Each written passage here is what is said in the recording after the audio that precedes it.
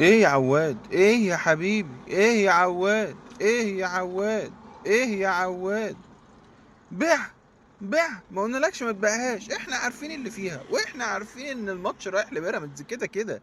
وانا اول ما الجون جه قلت لهم يا جماعه الماتش ده خلصان 1-0. بس مش كده، مش كده، اسبكها شويه، احبكها شويه. ايه الكوره خبطت في دقنك يعني؟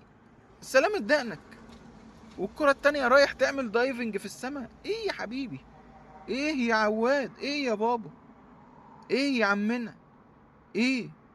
الناس بيقولوا او الزملكاويه بيقولوا ان ده مستواه الحقيقي. هو ماشي، ما هو احنا ما عندناش حراس مرمى، او حراس المرمى اللي بينزلوا يلعبوا يعني في على الدكه غيرهم، اذا كان في الاهلي ولا في الزمالك ولا في بيراميدز ولا في اي نيله، في على الدكه غيرهم احسن منهم ب100 مره. بس مش كده يا عواد، مش كده يا عواد، مش كده يا حبيبي. اقعد بقى جنب اخوك الشناوي، مش الشناوي بتاع بيراميدز، لا، جنب اخوك محمد الشناوي بتاعنا بتاع الاهلي.